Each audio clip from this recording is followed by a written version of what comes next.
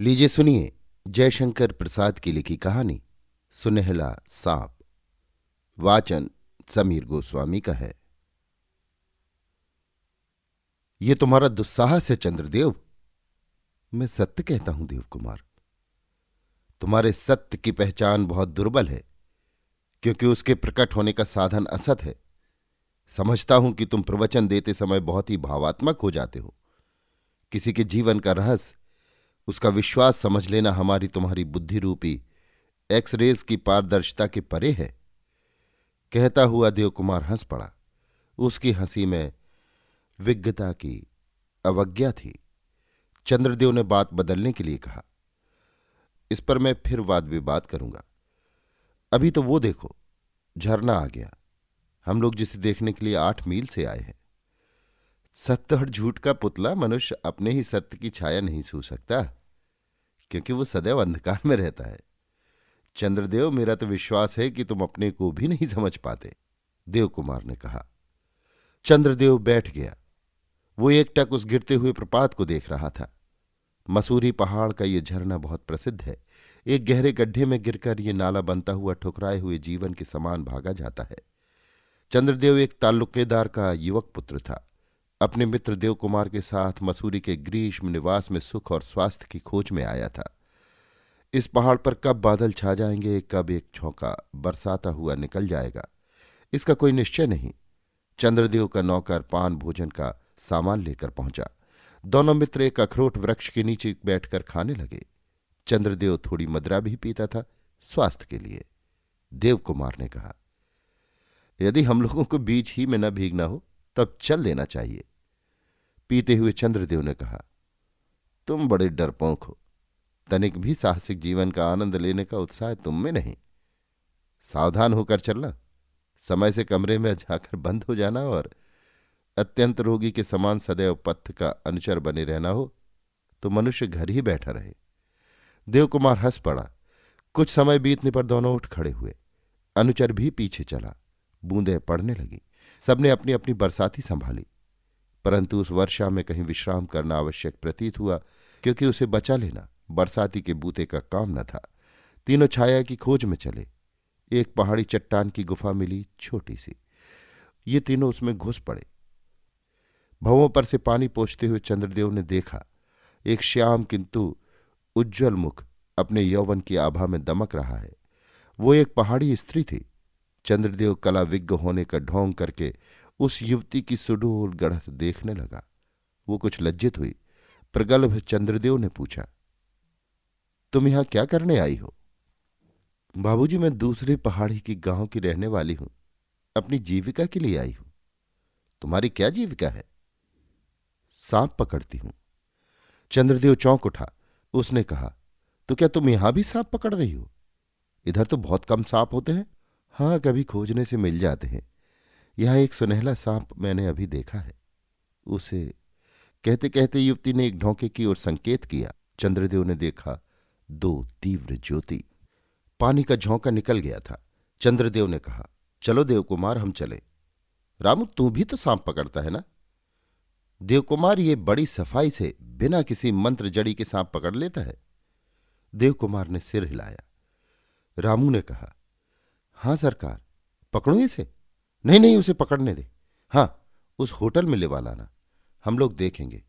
क्यों देव, अच्छा मनोरंजन रहेगा ना? कहते हुए चंद्रदेव और देवकुमार चल पड़े। किसी क्षुद्र हृदय के पास उसके दुर्भाग्य से देवी संपत्ति या विद्या, बल, धन और सौंदर्य उसके सौभाग्य का अभिनय करते हुए प्रायः देखे जाते हैं। तब उन विभूतियों का दुरुपयोग अत्यंत अरुचिकर दृश्य उपस्थित कर देता है। चंद्रदेव का होटल निवास भी वैसा ही था। राशि राशि विडंबनाएं उसके चारों ओर घिरकर उसकी हंसी उड़ाती, पर उनमें चंद्रदेव को तो जीवन की सफलता ही दिखलाई देती। उसके कमरे में कई मित्र एकत्र थे। नेरा महुअर बजाकर अपना खेल दिखला रही थी। उसके बाद उसने दिखलाया अपना पकड़ा हुआ वही सुंदर सुनहला सांप। रामू एकटक नेरा की ओर देख रहा था। चंद्रदेव ने कहा, रामू, वो शीशे का बक्स तो ले आ। रामू ने तुरंत उसे उपस्थित किया। चंद्रदेव ने हंसकर कहा, नेरा, तुम्हारे सुंदर सांप के लिए ये बक्स है। नीरा प्रसन्न होकर अपने नवीन आश्रित को उसमें रखने लगी, परंतु वो सुंदर घर में जाना नहीं चाहता था। रामू ने उसे बाध्य किया। सांप बक्स में जा रहा। नीरा ने उसे आंखों से धन्यवाद दिया। चंद्रदेव के मित्रों ने कहा, तुम्हारा अनुचर भी तो कम खिलाड़ी नहीं है। चंद्रदेव ने गर्व से रामू की ओर देखा, परंतु नीरा की मधुरिमा रामू की आंखों की राह उसके हृदय में भर रही थी। वो एकटक उसे देख रहा था। देवकुमार हंस पड़ा। खेल समाप्त हुआ। नीरा को बहुत पुरस्कार मिला। 3 दिन बाद होटल के पास ही चीड़ वृक्ष के नीचे चंद्रदेव चुपचाप खड़ा था। वो बड़ी गौर से देख रहा था एक स्त्री और एक पुरुष को घुल घुल कर बातें करते। उसे क्रोध आया, परंतु न जाने क्यों कुछ बोल न सका। देवकुमार ने पीठ पर हाथ धरकर पूछा, क्या है? चंद्रदेव ने संकेत से उस ओर दिखा दिया। एक झुरमुट में नीरा खड़ी है और रामू कुछ अनुनय कर रहा है। देवकुमार ने ये देखकर चंद्रदेव का हाथ पकड़कर खींचते हुए कहा, चलो। दोनों आकर अपने कमरे में बैठे। देवकुमार ने कहा, अब कहो, इसी रामू के हृदय की परख तो तुम उस दिन बता रहे थे। इसी तरह संभव है? अपने को भी न पहचानते हो? चंद्रदेव ने कहा, मैं उसे कोड़े से पीट कर ठीक करूंगा, बदमाश। चंद्रदेव बाल देखकर आया था। अपने कमरे में सोने जा रहा था। रात अधिक हो चुकी थी। उसे कुछ फिस फिस का शब्द सुनाई पड़ा। उसे नीरा का ध्यान आ गया। वो होठ काट कर अपने पलंग पर जा पड़ा। मात्रा कुछ अधिक थी। आतिशदान के कारण इस पर धरे हुए शीशे का बक्स और बोतल चमक उठे, पर उसे क्रोध ही अधिक आया। बिजली बुझा दी। कुछ अधिक समय बीतने पर किसी चिल्लाहट से चंद्रदेव की नींद खुली। रामू का सा शब्द था। उसने स्विच दबाया। आलोक में चंद्रदेव ने आश्चर्य से देखा कि रामू के हाथ में वही सुनहला सांप हथकड़ी सा जकड़ गया है। चंद्रदेव ने कहा, क्यों रे बदमाश, तो यहां क्या करता था? अरे इसका तो प्राण संकट में है। नीरा होती तो। चंद्रदेव घबरा गया। इतने में नीरा ने कमरे में प्रवेश किया। इतनी रात को कहां? चंद्रदेव क्रोध से चुप रहा। नीरा ने सांप से रामू का हाथ छुड़ाया और फिर उसे बक्स में बंद किया। तब चंद्रदेव ने रामू से पूछा, क्यों बे, यहां क्या कर रहा था? रामू कांपने लगा। बोल, जल्दी बोल, नहीं तो तेरी खाल उधेड़ता हूं। रामू फिर भी चुप था।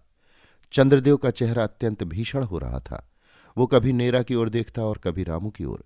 उसने पिस्तौल उठाई। नीरा रामू के सामने आ गई। उसने कहा, बाबूजी, ये मेरे लिए शराब लेने आया था जो उस बोतल में धरी है। चंद्रदेव ने देखा। मदरा उस बोतल में अपनी लाल हंसी में मग्न थी। चंद्रदेव ने पिस्तौल धर दिया और बोतल और बक्स उठाकर देते हुए मुंह फेर कर कहा, तुम दोनों इसे लेकर अभी चले जाओ, और रामू, अब तुम कभी मुझे अपना मुंह मत दिखाना। दोनों धीरे धीरे बाहर हो गए। रामू अपने मालिक का मन पहचानता था। दूसरे दिन देवकुमार और चंद्रदेव पहाड़ से उतरे। रामू उनके साथ न था। ठीक 11 महीने पर फिर उसी होटल में चंद्रदेव पहुंचा था। तीसरा पहर था। रंगीन बादल थे। पहाड़ी संध्या अपना रंग जमा रही थी। पवन तीव्र था। चंद्रदेव ने शीशे का पल्ला बंद करना चाहा।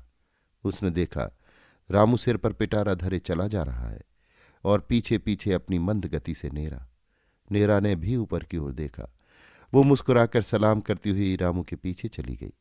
चंद्रदेव ने धड़ से पल्ला बंद करते हुए सोचा, सच तो क्या मैं अपने को भी नहीं पहचान सका? अभी आप सुन रहे थे जयशंकर प्रसाद की लिखी कहानी सुनहला सांप। वाचन समीर गोस्वामी का था।